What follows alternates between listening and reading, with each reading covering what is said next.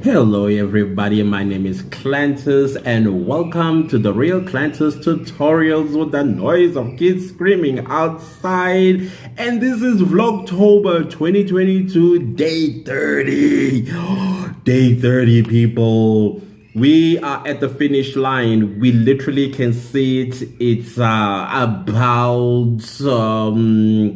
a kilometer away, and it's exciting at the same time, quite saddening that we are coming to the end of Vlogtober 2022.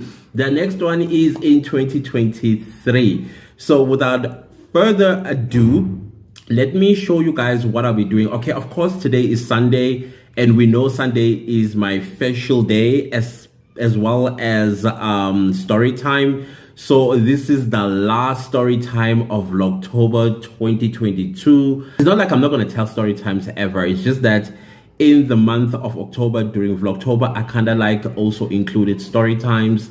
So if you are wondering why is it telling us a story, that's because on Sunday I do my face while I'm telling you guys a story about something that happened to me in the past. And thank you so much guys with your support, because you guys love my story times apparently. And I think as well it's a great way of getting to know me and why I'm the way I am probably. So but before I start my story time, let me show you what I will be of course doing while I'm doing my face and also telling you a story time. So today I felt like, you know what, I'm tired of being a rabbit, eating raw vegetables and eating blended fruit or drinking blended fruit. Let me at least boil something or two. And yesterday I discovered, not exactly a discovery, but it's something that I haven't eaten in a very long time, and I kind of liked it the way I made it. So I thought, let me do it again, eating it with what I'm going to be eating it with. So let me show you what is those things that I'm eating, and also show you my products that I'm going to be using on my face while I tell you this story. So this is almost like a mukbang, but not a mukbang. We'll see how it all goes. So thank you so much. Let me show you. Okay guys, as you can see, I'm eating red cabbage with some mushrooms, if this looks like a mushroom at all anymore. And then on the side I did my salsa. As you can see, onions, tomato, and this yellow thingy is pineapple. Now the pineapple part is just an experimental thing for me, and it's nothing to say, yeah, you need to include it in your salsa. No, for me it's experimental because I'm trying to get used to eating pineapple. Pineapple is not my favorite fruit for reasons that it is kind of like, I don't know, it cuts my tongue. And then I'm going to be drinking this orange juice that I got from Evergreen called Pure Mandarin Juice. I'm not sure if this is anything to do with China, but we move. That is what I'm eating: red cabbage and mushroom. I boiled this. No, there's no salt, no oil. That is why you see it dry like that. And then this salsa. Okay, those green stuff that you see there, that's chilies or jalapenos. And then the red chopped up red stuff, that is red chilies. And let's push this aside. Of course, you guys know that this is what I use on my face every Sunday. So because I started my story time with this peel, I'm going to end off Vlogtober with this peel as well, because it's time to get my skin, my pores unclogged one more time. And that is that, you guys. So that is what I'll be doing. I'll be eating, doing my face while telling you a story. All right, let's start. So I'm back. So let's start with some bites before we start. I want to start with this salsa thing because it looks incredible. Okay, this is our first bite of this amazing salsa. You see how juicy it looks.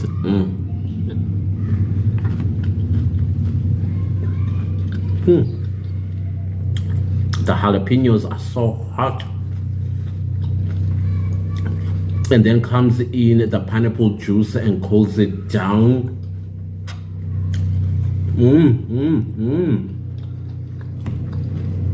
Am I converted into eating pineapple?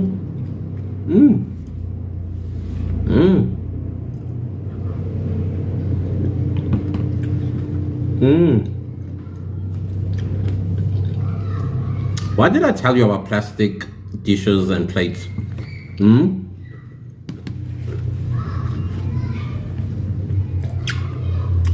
And then let's have a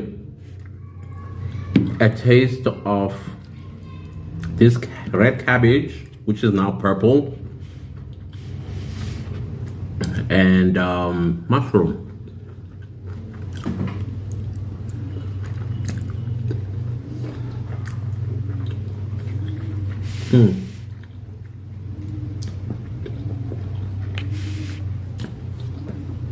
The only thing I'm tempted to do here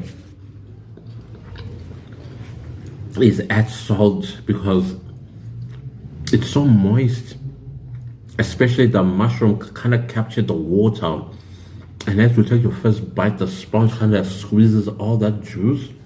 And mushroom always gives me the illusion that I'm eating chicken, like, you know, chicken breast. I don't know, am I the only one?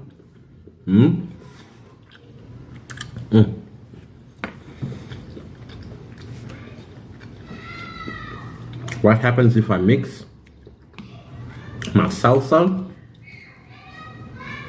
with my red cabbage and mushroom? Let's see what this combination is going to do. As you can see,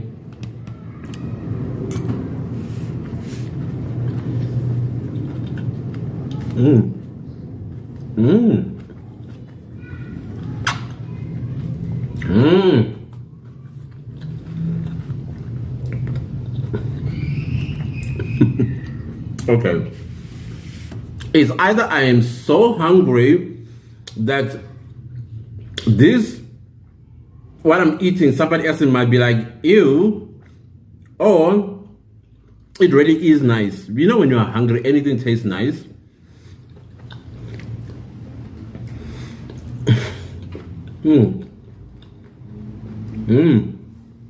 I'm loving it. I'm loving it. I'm loving it. We'll get to the story, don't worry. I'm just enjoying this, people.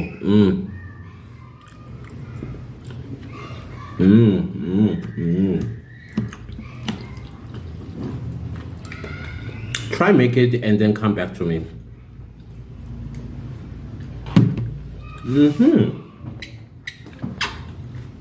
I don't know why my teeth do that. I guess it is what it is.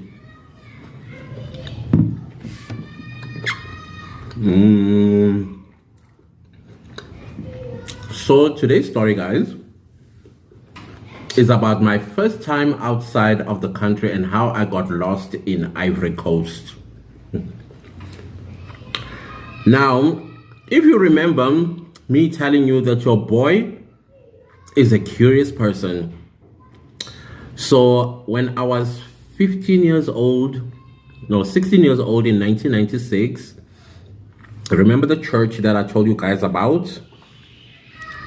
It chose me and another girl to go to Ivory Coast for about 3 weeks. It was a 3-week trip. Excuse me. Now, the church used to have a youth wing, and the youth wing, there were like activities that we would do to give back to communities. This particular sub-organization was called Hope Youth Corps. So it's Hope, Youth, and Corps, CORPS. That's what it was called. So every year around the American summer, teenagers or teens of the church from around the world will get chosen to go to a particular country. In 1995, they came to South Africa. In 1996, we went to Ivory Coast. So I so happened to be chosen for both these what do this? I forgot what they used to be called. Let's call it trips, for lack of better words. So I was chosen. Of course, I was in South Africa. I'm a South African. When we had the first one was in 1995. That's how I met the likes of Magic Johnson, the likes of many NBA players that came to, because that church used to have some kind of power or influence in the American entertainment, sports, and things like that. So whenever they invited somebody, that individual would actually come to the to whatever it is that they invited them to. So Magic Johnson just happened to be one of the people that was invited, and he came to South Africa in 1996. Okay, was it 95? Okay, my memory is a little bit blurry when it comes to that one. I think he came in 95 and 96. 95 for us, 96 personal trip, because he discovered some things that he liked about South Africa. Part of those things was investing in South African basketball. If you know, back in the 90s, before Ngonde Balfour killed basketball, a lot of NBA stars and former stars will come down to South Africa, and then they will build. If you come to Johannesburg, especially around Hillbrow and some parts in Bears Valley Observatory and stuff like that, you will see lots of basketball courts, or what used to be basketball courts. Those are the investments that those NBA people used to plant while they were here in South Africa, because they wanted basketball to grow so that the NBA can also choose or scout South African basketball players to go play in the NBA. Because we have a short-sighted government. This government has been short-sighted ever since it started. But anyways, that's not the story here. Now, I'm forgetting. The last time I actually forgot to do my face while I was telling the story. So let me not do it again this time around. So, as I was saying, this church has some kind of influence in the entertainment and sports, especially in America. So when they invite this person, the person will be there. And they invite this person, the person will be there. They raise funds. If they want $1 million, they were able to raise that $1 million in a flash. So now, before you would be able to go for these trips, you needed to write an essay. There was an essay that you needed to write as to why you should be chosen to be part of Hope Youth Corps 1996, that sort of stuff. So it was not like a free ride, or you, oh my goodness, flies, or you had like a free pass. No, you needed to work for your for that trip. So I wrote an essay, and of course, I am a person who loves working with kids, especially. I love children. I adore kids, and they love me too. That's a nice thing about me and the babies. So I wrote an essay. I can't remember what it was titled. I was 16, guys, so I wouldn't remember that. But anyways, I did write a very compelling, what you would call an essay or a thesis or whatever it is that you want to call. And writing also happens to be something that I really love doing. So I then sang for my trip in my essay. And there were only 2 teens that were going to be chosen so we had a choice. In the application, we had a choice of going to Nepal to going to Mexico, to go to Ohio, to go to was it Vancouver? I think it was Vancouver and China, and I think there were like 6 or 7 countries that you went to. Oh, Ivory Coast, Angola, as well. No, there were more than 7 countries. I'm sorry, there were more than 7 countries. So you had to choose which country you feel that you would be more of service over the other ones. So of course I chose Ivory Coast without, oh my goodness, without even thinking twice. I just said Ivory Coast, Abidjan. So there it was, about 3 weeks later. Then the announcement was made. Usually at church, before church service starts, there'll be announcements and things like that. And so this particular day, I was late coming from school because I had a sports event, like a competition, swimming. And so I was pretty late that particular Wednesday. So at church, we used to have what we call midweek service, which was on a Wednesday. And then on a Tuesday, we would have what we call a Bible talk. And Sunday, of course, is church service. So this one was a midweek, was a Wednesday. And so I remember when I walked in, everybody started screaming in celebration. And I was like, and they're looking in my direction. And I was like, where have you been? Where have you been? I'm like, what's going on? Why is everybody looking at me and screaming in celebration? So that's when they redid the announcement that I was one of the chosen teens that are going to Ivory Coast. And I was like, what? Now, this is around April. This announcement is made. The trip is going to be in July. Because as you guys know, American summer kicks in July. So that's when most of the schools in America are closed. And many American kids, those family with money, take them to like summer camps and things like that. In the church, it was not like that. It was service. You had to go and serve somewhere in the world for 3 weeks. So here we were. I was like, oh my goodness, I am going where? I'm going to, okay, never mind. So now I'm nervous. I'm like, oh my goodness, I'm going to a country I've never been to. I don't know anything about. I didn't know what they spoke. Like a typical South African, I quickly thought, oh my goodness, they are not like us. They don't have the same things we do. Electricity and house, the typical stuff. Guys must remember, this is 1990s, okay? This is mid-1990s. And if you know anything about the mid-90s on the news, whenever they showed countries like Ethiopia, they showed famine.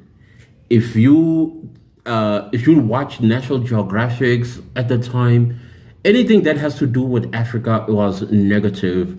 So of course, in my head, I also thought the same thing about Ivory Coast. Yeah, oh my goodness. We are going to be seeing kids.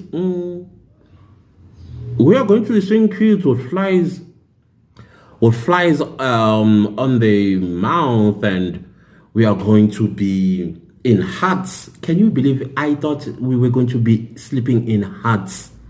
This is an African thinking that another African country, like again, in my defense, guys, this is 90s. And again, in the 90s, Africa was portrayed to be this dark continent. Okay, so as much as I am a South African in Africa, we were living a different life. Okay, we were living, even to this very day. I did ask not so long ago why some South Africans, whenever they are traveling to, let's say, Ghana or traveling to Tanzania or Malawi, they'll say, I'm going to Africa. To this day, some South Africans, let me not say all of us, some South Africans will say, I'm going to Africa, referring to an African country that they're traveling with. And I did come across the very same thing not so long ago. When I asked that question was because somebody I know was going to 3 African countries and he said he was going to Africa. And then I was like, I'm sorry, but where in Africa are you going? Because this is South Africa. I didn't want to be too harsh on him, but I was like, which part of Africa you're going to? Because we are in South Africa. And then that's when he mentioned the 3 countries that he was going to in Africa. So it was something similar to that as well. I didn't expect anything. I didn't expect to see things that I saw when I got there. So anyways, the countdown began. So I kept this diary where I was doing my countdown for my trip, and then the preparations were hectic. I didn't know preparing for an international trip was going to be that hectic. Oh, it was hectic, you guys, if I may eat.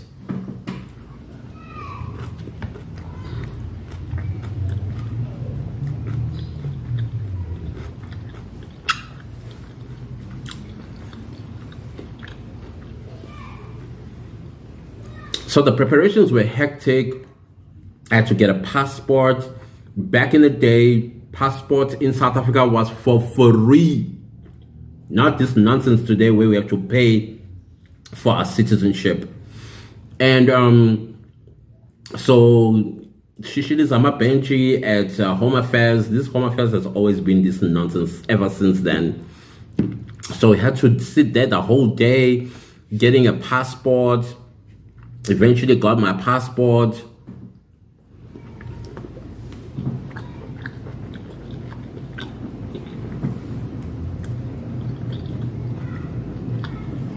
So I got my passport around, I think, the 2nd week or so. That's how fast the passport was. And then from there, now this is now getting to May. Actually, no, we were already in May. More of other stuff that needed to be done. I also needed to learn the responsibility of raising funds, because when I get to Ivory Coast, I'm going to have to do touristy things like buying in the local market, like buying whatever it is that I wanted. So I needed to get like these small piece jobs from the members of the church. Hey, can I wash your car? Hey, can I clean your yard? And that sort of stuff. And then I get paid, and then all that money I was going to have to convert it into US dollars. So everybody knew in the church that I was headed to Ivory Coast. So they would give me these jobs, like wash their cars, clean something or clean their carpets. And when they paid me, they would not pay me like 10 Rand or 20 Rand. They would pay me something like 200 Rand or 500 Rand, which was a lot of money. So I raised about, in US dollars, when I converted it, it was about $110, which was a lot of money. It was a lot. At that time, the Rand was 6 Rand to the dollar. Yeah, it was 6 Rand to the dollar in 1996. Please do correct me if I'm wrong. So in Ivory Coast, that was a lot of money, because I even came back with a lot of money because I couldn't spend it all. At first I thought it was $110. What am I gonna get? You know, I'm thinking South African rands. But in US dollars, when you're in another country, yeah. So anyways, around the end, okay, because the trip was on the 18th of July. So 2 weeks before I left for Ivory Coast, I had to go to the British Travel Clinic to get my yellow fever shot. That thing is painful. My arm could not work for 2 weeks. That's how painful the yellow fever shot was. I don't know now. I think it's still painful because I always hear people say, oh my goodness, I had a yellow fever shot and my arm is not working. That thing is painful. Now, a yellow fever shot, it prevents like yellow fever and other diseases that you may catch up there in Africa. and it protects you for about 10 years. I think it stays in your system for 10 years, and every country in Africa you are going to disembark on, you have to produce the yellow fever certificate, which you attach to your passport along with your visas. Oh yeah, the visa process as well was very interesting. I had to travel to Pretoria to the Ivorian embassy and leave my passport there, and they did whatever they needed to do. I can't remember if they said I can go there visa free. I don't remember having a visa on my passport when I went there, but anyways, then it was the day we were to travel. I was nervous, you guys. I was so nervous because I've never been in an airplane before. Never been in an airplane. And I was thinking all kinds of things. And that, I remember the week before I traveled the Air France Airbus plunged into the Atlantic Ocean. I don't know if you remember that story. I was like, okay, this is not good. But anyways, I was still excited. I was the chosen one amongst hundreds of other teenagers in the church. I was the one that made it, two of us. It was me and another girl that made it. And so I remember I could not sleep, especially when I was counting down the days, like 5 days left, 3 days left, 2 days left. Now the day of departure. That particular day, the 18th of July, it was the arrival also of Michael Jackson. So now, if you were at, back then it was Christian Jansmart International Airport, before it became Johannesburg Airport, before it also became OR Tambo. It started at Christian Jansmart's International Airport. So that Christian Jansmart Airport was quite small compared to what it is today. It was very, very small. It looked like the White House. You see, the American White House, about that size. And so, of course, departure and arrivals are not too far apart. So there were people there, just like a bunch of people, like hundreds of people, if not thousands of people that were there to greet Michael Jackson in that early hours. So we had to navigate our way to departures. And so as we navigated our way to departures, we so happened also to get called by the airport staff and said, guys, can you follow us? This is me and the girl that I'm traveling with. They're like, can you guys follow us? There's a surprise for you. So here we are, like going, we're like, okay, what's the surprise? What's the surprise? Because we are already on the other side. Our families, we already left them at the what do you call this place before we check in. And so once we checked in, said our goodbyes, took final pictures, then we went to our gate. So on the other side, that's when we were grabbed, because we looked like real kids at the time. At 16, I looked 11 years old. At 16, I looked like I was 11. The girl, she was 2 years younger than me, so she really looked very, very young. So there we are, we follow the airport staff member. And so we entered this room, and then as we entered this room, and we were the first two kids that were there, and then who is sitting there?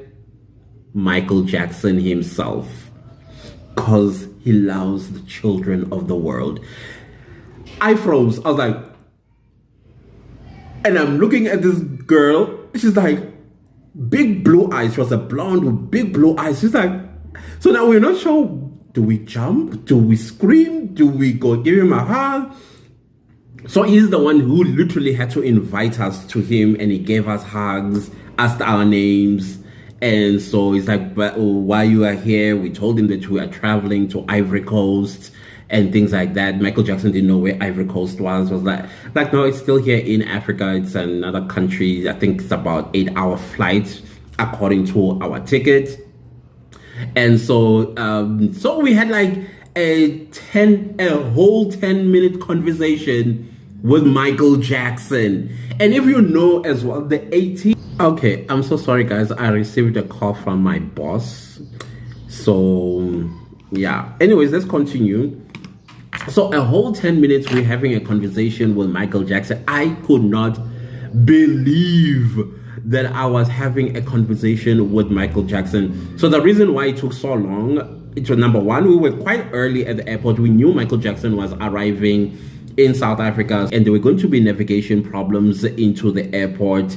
And so we did not want to be delayed at all and miss our flights. So now that we are on the other side, we have all this time. I think we had something like 4 hours before our flight. Our flight was at 10 a.m. and then we were there around 6 a.m. because that's the time Michael Jackson arrived. Exactly, I think around something to 6 he landed, and then he was taken to this VIP room where number one, he was also waiting for the media to interview him about why he's here and all that sort of stuff. And another thing about the 18th of July, it is Nelson Mandela's birthday. So I think he had come to perform at Nelson Mandela's birthday. I can't remember, but it was something of that nature. And then now as we were sitting, having a chat with him, more kids started coming through. So these are kids of parents that are flying out. And all these kids also sat and they were excited. Others were screaming. The moment they saw him, they jumped him like, ah! And they jumped him, including their parents, because the parents were outside and they were hearing kids screaming. So they pushed through the door, and then when they came in, boom, Michael Jackson. What do you think the parents did? They were also out of their minds. They were out of their minds. And so it so turned out to be an incredible time. We had breakfast with him. He really loved children. He loved children for real.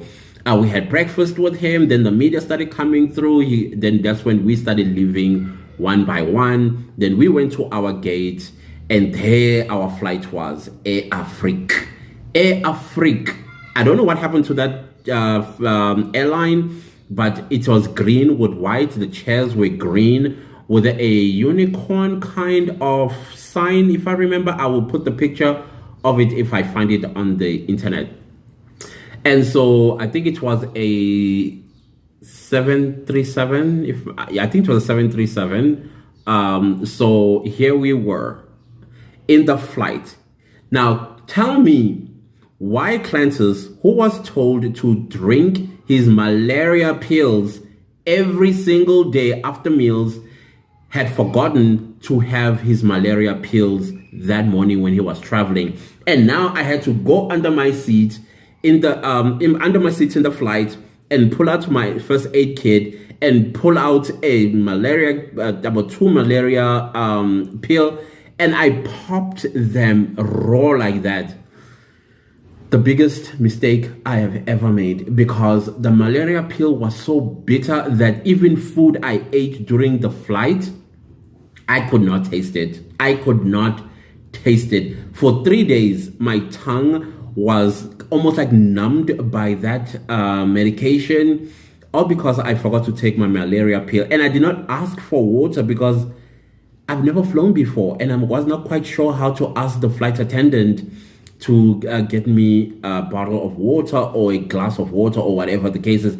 Basically, let me just put it that way. And then secondly, my travel partner, she was born in Canada, but she's a South African. Her story is almost like mine. My family fled to Swaziland because of political violence. Her family left South Africa because they did not support the apartheid government. So she was born in Canada, but the family moved back in 1994 after the advent of democracy. So it's something of that nature. So she's used to flying, and then she knew, she could see that I was a first-time flyer, and I tried to pretend that I was not afraid, that me, hey, and flying, we are like buddies. No, it was not true. And so I decided to sit in the aisle seat instead of the window seat because my ticket said window seat. And so I was like, no, you can sit on the window seat, ladies first. I was just afraid to look outside the window, that's all. So anyways, we taxi at Jan Smart's, and then off in the air we go. And I remember the first time I felt the lift. Woo! That was magical. It was magical. And anyways, I think about 5 minutes into the air, or maybe even lesser than that, we were cruising. And then seatbelt sign went off. I still had mine on. There was no way that I was just going to act like all these people who are used to flying, remove my seatbelt. That was not going to happen. And it did not happen the entire flight, let alone go to the bathroom. Can you imagine? Here you are walking on air. You literally walking 35,000 feet above the earth, going to the toilet. Right? You get that. Anyways, I ordered my meals and all that sort of stuff. It was so amazing, you guys. I enjoyed myself. It was a great flight. At that time, there was a release of Lauren Hill. In fact, it was the Fugees, Killing Me Softly. Every time when I hear that song, it always takes me back into that flight, like a nostalgic feel. And also Phil Collins, In the Air Tonight, that song, every time I hear it, I always imagine myself in my first flight. There were a couple of songs that were, because I had the earphones on the entire time. Yes, I had a conversation with my travel partner, but we ran out of conversations because what do Christians talk about other than the Bible? So we both were like, you know what? We've had our conversation. It's time to, well, she fell asleep and I continued listening to music.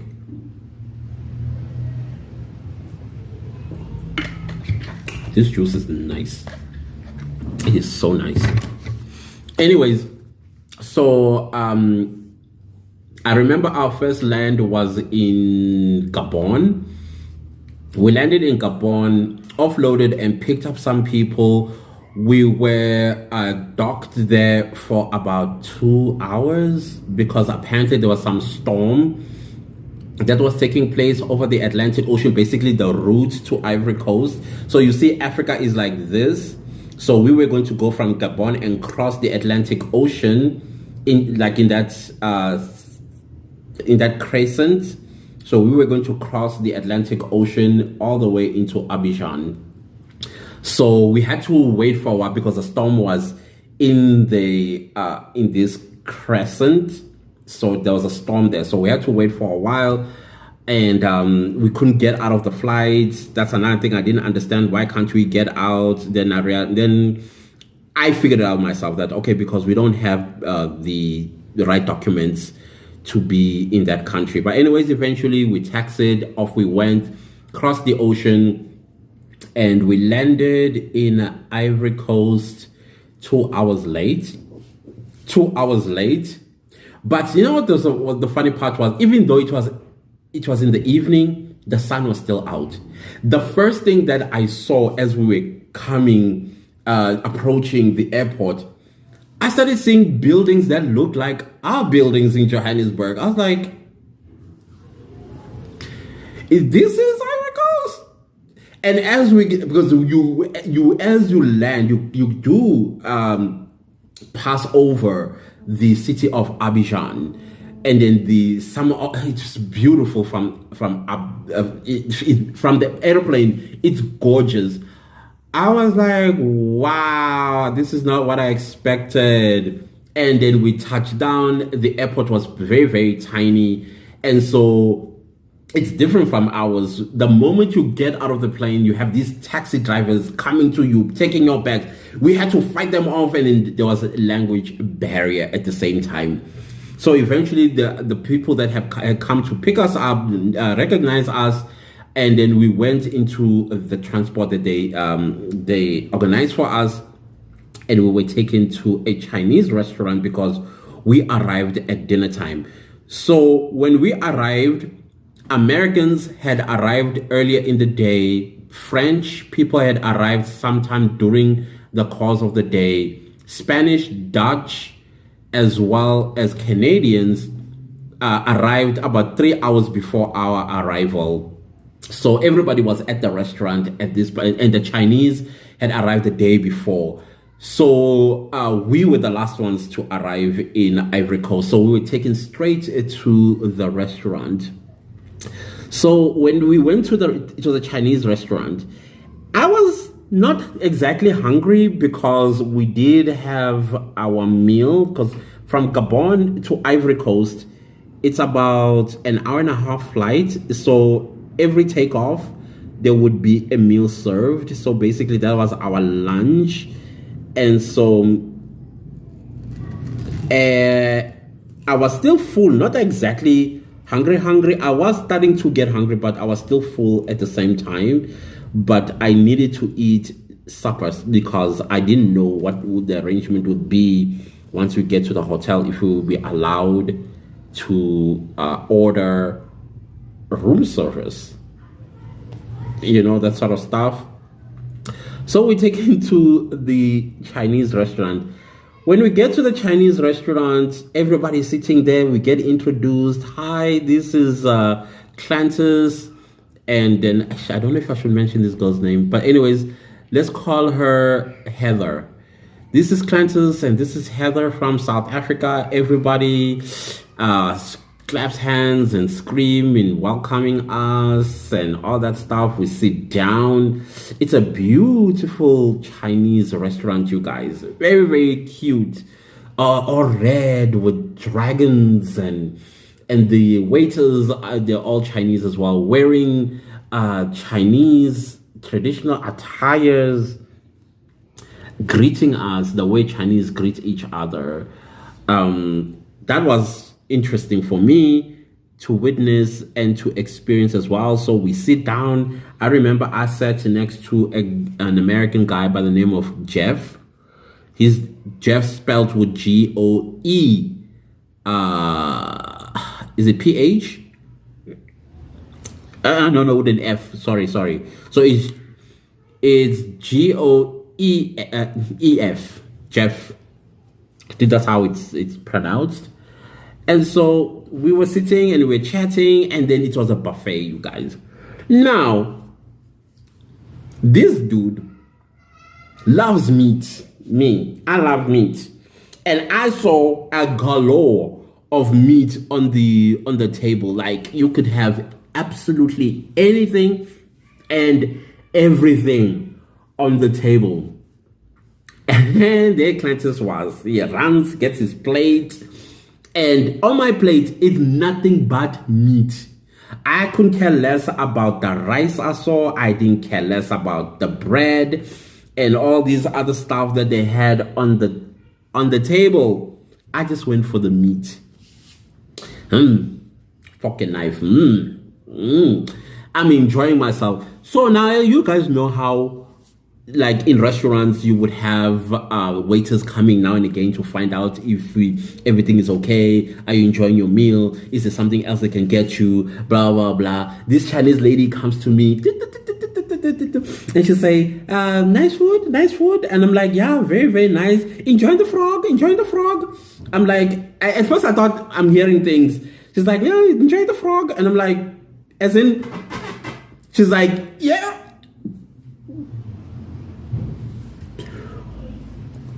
And then what is that? That's snake. Child.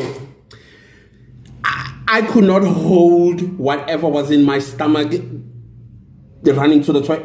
It all went out there on the table. Like, and I had to excuse myself, run to the bathroom, and threw everything out of me. And then later on, when I people if you are Chinese and you're watching this video, no offense, but I was done dirty. I was done dirty, people. I was done dirty. So turns out none of the pieces of meat I touched was beef, chicken, or lamb. That's the usual stuff that you and I know, or fish for that matter. None of it. Most of it was stuff that many parts of the world will frown on eating. Like, what the hell? Ever since when a person says we're going to a Chinese restaurant, I'll be like, no thanks. To this very day, no thanks. Gabog. Oh, I love Chinese. Okay, good for you. I think I lost trust in that. And it's not fault of their own, by the way, because it was the organizers that wanted us to have an experience. That's what they told us. They wanted us to have an experience about other people's culture. And then in my mind, I'm like, but we're in Ivory Coast, we're supposed to be experiencing Ivorian culture and food and things like that, not experience of another country that is in Ivory Coast. Do you understand what I'm trying to say? That was my argument, because after that, everybody were concerned about me. They came to find out, especially the organizers, and that was my argument with them. Like, I don't think this was right, that we will not be told and given a choice whether I want to experience that or not. I was quite vocal. I was very, very outspoken. If I didn't like something, I said it out. Anyways, we went to our hotel. I was sick, like sick. In as much as I enjoyed the meal, which is a funny part, I was sick after that. I was just green. And anything that was food that was brought before me, I did not trust it. And I lost a lot of weight while I was in Ivory Coast because I could not eat. I distrusted food while I was there. So eventually I was taken to a doctor because it was becoming unbearable for me. And number two, Ivory Coast is super hot. The moment you leave the plane, you are hit with this moist air that smells almost like a mole. You know how a mole smells like? That's the air of Ivory Coast. The moment you come out, boom, you are hit with that, which is understandable because it is always, the air is always moist because Ivory Coast is across the equator, or a little above the equator. So there is no Coriolis force at all there. So is it Coriolis force? Whatever it is. And so there's no wind. It's just hot. So the moment you get out of the plane, you start sweating. If you are a big person, you just start sweating, and then you're going to have that moist air just all over you, and your clothes will always feel like they are damp because of the moist in the air. So that also did not help because I did not have enough strength to carry me and bear the air as well. So I think I spent the first 3 days in hospital getting dripped. You know, they're putting drip inside of me so that I can eat. So eventually I came to, and then I started participating in the activities that we had come there for. So I got better. I started trusting food. I started eating. I think they made food to be very visible what this is, instead of putting like different kinds of ingredients and toppings and things like that. So if it's chicken, I would see, yeah, this is chicken. If it's beef, yeah, I would see this is beef. That sort of thing. So the trip went extremely, extremely well. And then we went to another part of Ivory Coast, Yamoussoukro, where we went to the Basilica. That was the largest church in the world at that time. Beautiful. I have never seen anything so beautiful in my life. That was built by the first Ivorian president. And I think he wanted to turn Yamoussoukro into the Ivorian capital. He had a crocodile gorge. We went to the crocodile gorge, watched some crocodiles. The restaurant that we ate at, they also served crocodile meat. Of course, me, I'm like, a crocodile eat people, so I don't think so. I was quite ignorant. And so we stayed at the Hotel President. I think, yeah, it belonged to the former president. In Abidjan, we stayed at Hotel Ivoire. I'll show the pictures in this video. That's how gorgeous Ivory Coast looked. It reminded me of Durban. It reminded me of Durban, Ivory Coast. Even to this very day, I did return to Ivory Coast not so long ago, and it even looked more Durban to me than it ever did before. And so, yeah. So then the trip was 3 weeks later. Everybody is going back home. The Americans had gone home. They were the first one to leave. The British were the second to leave. Then it was South Africans and the Germans that were to leave. It was August, I can't remember August what. It was August 10th or something like that. So everybody was gone. Now with us, we had a small delay. I think our flight got cancelled or something like that. So we had to stay 3 more days in Ivory Coast. This is South Africa. This is me and Heather. So we had to stay behind, go back to Hotel au Revoir. And now we were just the two of us. Everybody is gone now. We are having this, for me, I was experiencing this abandonment syndrome because all the people that were there, they became my friends. People I built such wonderful relationships with while we were on the trip. And so I was feeling a little bit like, oh my goodness, I wish they were here, that sort of stuff. So we were getting bored. Now, me, I'm a curious person. I'm very, very curious. So I went to Heather and I was like, you know what? I'm just going to take a taxi, go to the market. I want to get something. So she's like, oh, okay, I'll just remain here at the hotel. Maybe just swim, because the entire backyard of our hotel was just swimming pool, which makes sense anyway because of the heat. So I left it there, and then I went. I caught a taxi. Now the Ivorian taxis are orange. They're orange taxis. So fortunately, the driver that I got could speak English, and so into the taxi I go. But I asked the taxi driver, take me somewhere exciting in Ivory Coast. I want to be part and parcel of the Ivorian life, like daytime life and things. So he took me to some township that was about 45 minutes away from my hotel. And indeed, it was nice. I could hear the sounds and smells and the language and the culture of Ivory Coast. And I was like, yeah, this is what I was looking for. Now it was getting a little late. Now, like I said, the sun in Ivory Coast sets quite late. It could be like 8 p.m. and the sun is still blazing right above your head.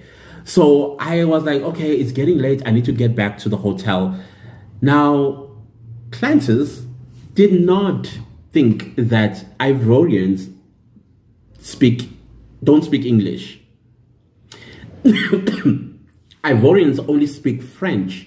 So every person I tried to ask for directions to where I could get taxis. Now, most of those taxis are maxi taxis.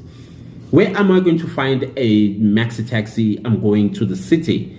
Non parle anglais. Non parle anglais. Non parle anglais. And I'm like, I think I spent over an hour looking for somebody that can speak English. I keep going, parle anglais, but nobody did no. It was no all the way.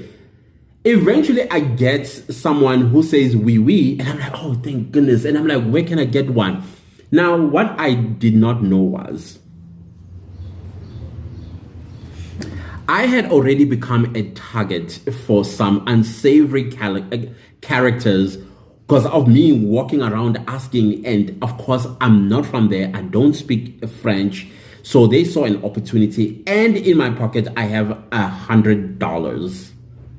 But this $100, I broke it into a dollar because I learned that you need to bargain when you're in Ivory Coast, when you buy something, especially if you're going to buy in dollars. You bargain and you find that something that you would have gotten for $2, you can buy it for 50 cents and get your change. And then, of course, the change that you will get, it will be in franc. That is the Ivorian currency. It will be in franc. And then the francs, there was just too much. I had this crossover, the crossbody bag, typical tourist bag. So it was just filled with these francs. And then they were kind of like visible as well. So of course I became a target of some unsavory characters. And I knew that I was a target now. At this point, I was like, oh my goodness, how am I going to get myself out of this? Regret started overwhelming me, and fear as well was starting to overwhelm me. Time is moving, and I can see the sun is literally starting to go down. That means it's late in the evening. And so I don't know what happened, because the next thing I knew, I was surrounded by a bunch of guys. As I was being surrounded by a bunch of guys, I don't know where from these soldiers came. Started kicking these people, bashing them. I was left like, and now at this point in time, I'm almost crying. Like, what is going on? Are they going to come for me? What did I do? This other soldier guy grabs me and pulls me. And I'm thinking, oh my God, I'm going to get killed. Oh my God, what were you doing? Why didn't you stay with Heather at the hotel? And I'm having all kinds of breakdowns inside of me. And I'm like, oh my God, what did I do? What did I do? They put me in this army truck. And then they drive off. And then as they drive off, this French soldier, I don't know if it's a commando or what, he then, where are you from? And I'm like, I'm from South Africa. Oh, Afrique du Sud. I'm like, oui, Afrique du Sud. He's like, I like South Africa. I like South Africans. So what were you doing here, getting yourself into trouble with all these people? Now, this army general had an American accent. So he's Ivorian.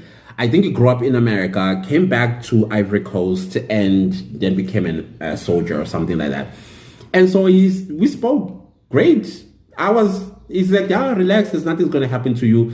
In Ivory Coast, the reason why you are not mugged at this point is because we protect our visitors over the Ivorians. Even if you as a visitor did something wrong, we don't pay attention to the tourist. We deal with the Ivorian.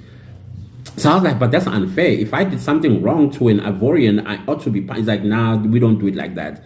So that is why you were not, nothing was done to you. I'm like, but then how did you see me? He's like, no, we were just moving around. We have people that are disguised amongst the people. So we got intel that there is a tourist in trouble. I was like, oh.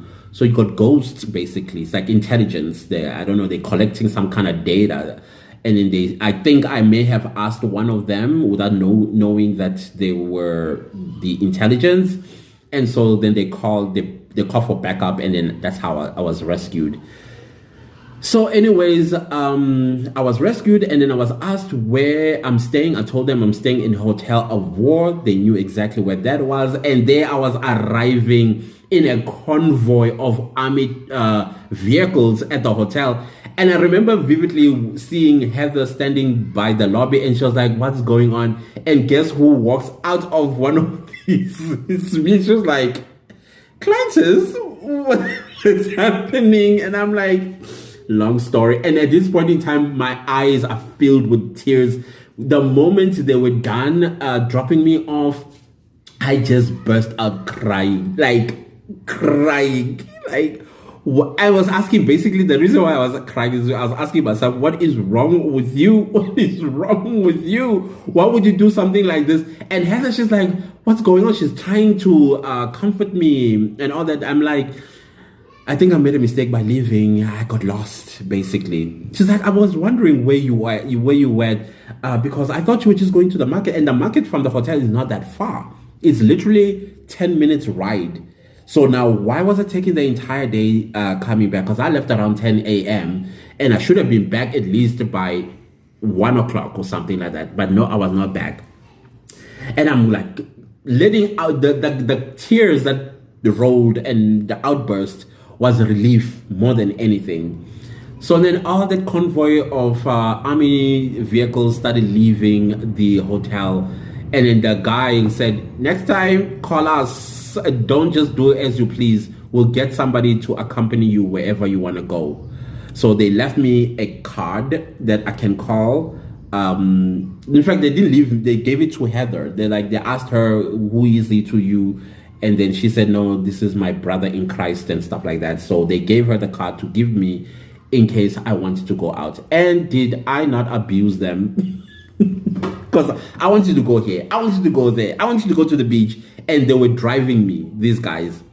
Now, eventually, Heather also started joining because we got delayed once again by another week. So meaning now, we were going to be in Ivory Coast for a little over a month, and then school for us started around the 14th of July. By the time, as a matter of fact, when our schools opened, we were leaving the country, and then we were leaving to Ivory Coast. So school, we were like delayed with schoolwork and things like that. So we had to write to our school and tell them that we are delayed in Ivory Coast and all that stuff. They said, no, it's fine. They're gonna, in my school, there were like these special classes that you would go for to catch up with the rest of your curriculum. So I was not worried about that at all. I think with her as well in her own school, it was something like that, because she also went to an all-girls school. So eventually, we started just enjoying ourselves in Ivory Coast, even though Ivorians don't speak English. That was the only difficult thing for us, that nobody spoke English. It was very, very, very, very few people that you would come across that spoke English. So it was just us, the two of us, who were English speakers. We were able to go here, go there, and we had chaperones. These were the armies, but they were not dressed in army clothes. And then they would not be like right there with us. They'll be at a distance, but also keeping an eye on us, because they didn't want us to feel overwhelmed with the fact that we have people watching over us. So we visited the beaches. We visited, there's an island that we went to. It has a restaurant. You basically take a ferry to that particular island. We went and had lunch and came back, and we were just enjoying ourselves as young teenagers. So eventually, our flight was finally rescheduled, and then we left Ivory Coast at midnight in mid-August 1996, and we arrived in South Africa the following day around 8 a.m. To very worried parents, very, very worried. Like, what on earth? You guys were supposed to be back 2 weeks ago. But anyways, we went back to school, and everybody wanted to know how was it like and all that sort of stuff. And me now trying to be a French speaker, je sais parler français petit, or whatever I was trying to say to people, showing off. And so yeah, that is my story about how I got lost in Ivory Coast and what happened when I got lost in Ivory Coast. Do you think I stopped being curious in every country that I went to because every time I went there I would get lost? No, Ivory Coast is not the only one. There are others where I got lost, but the other ones, safety was a high priority there. The country itself was safe. It was safe to get lost in these countries. So yeah, maybe someday I will tell that story. But for now, thank you so much for watching and listening to this story time. And I learned a lot in 1996. I learned a lot about people's culture, and it also opened my mind about Africa. I stopped thinking that South Africa was the only developed country, that there were other countries on the African continent that were far more beautiful than us here in South Africa. Ivory Coast, I still pit it against Durban. They look the same. They have the same feel. They're beautiful as both are. And someday, do take a trip to Ivory Coast, but you need to learn some French phrases before you go there, okay? So other than that, thank you guys for watching, and thank you for watching Vlogtober 2022, day 29. No, 30, day 30. Day 30. Thank you, and let's see each other tomorrow. Tomorrow I'm going live just to close Vlogtober 2022. And we'll try to have some fun like we did on Saturday. That live was off the hook. I enjoyed myself. I laughed all the way to sleep. Yeah, you guys were awesome. Thank you. Thank you. Thank you. Mwah.